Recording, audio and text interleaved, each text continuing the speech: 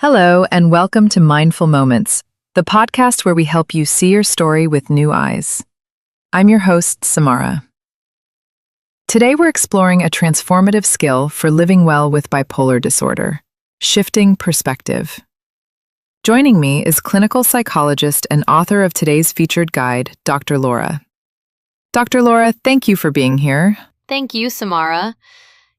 So many people with bipolar feel trapped by their diagnosis. This is my life now. Shifting perspective isn't about denying the challenges. It's about discovering the strength, wisdom, and agency that also live within your story. I love that framing. So let's start with the basics. What is shifting perspective in the context of bipolar? And how is it different from just thinking positive? Shifting perspective is the intentional practice of choosing how you view your experience. It's not just be grateful. It's asking, what's another true way to see this? For example, I have bipolar can feel like a burden. Shifted, I have bipolar and I've developed deep empathy, resilience, and self-awareness because of my journey. That's not denial, that's integration. That distinction is so important. You mention in your work that shifting perspective has 3 powerful lenses. Can you walk us through those? Absolutely. Think of them as 3 windows into your story. Lens 1, from problem to teacher. Instead of, why is this happening to me? Ask, what is this teaching me about my needs, boundaries, or values? Lens 2, from fixed to fluid. Replace I'll always struggle with, this is hard right now, and I have tools to navigate it. Lens 3, from isolation to connection. Shift no one understands to my experience is unique, and I'm part of a community walking similar paths. Each lens expands your sense of possibility. That's powerful. So how does someone actually practice this when they're in the middle of a mood episode?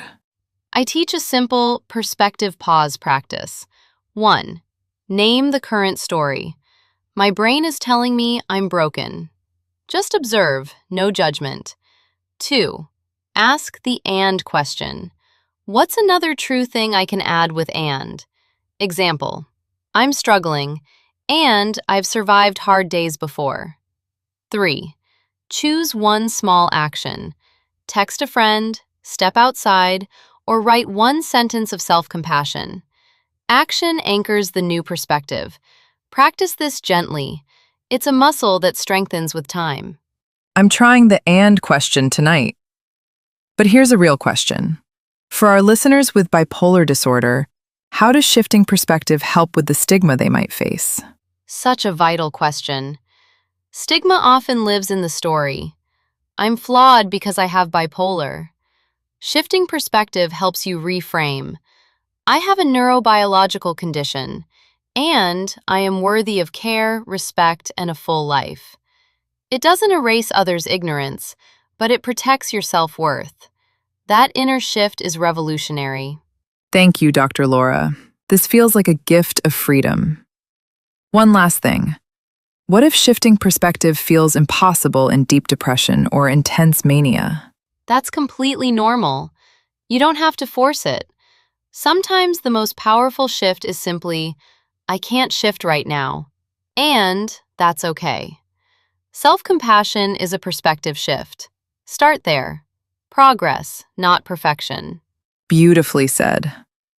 Listeners, if today's conversation with Dr. Laura gave you a new way to see your story, please do us a favor. Like this episode, subscribe to Mindful Moments, and share it with someone who might need this gentle reframe. Your support helps us bring more expert guidance like this to you every week. And remember, your perspective is not fixed.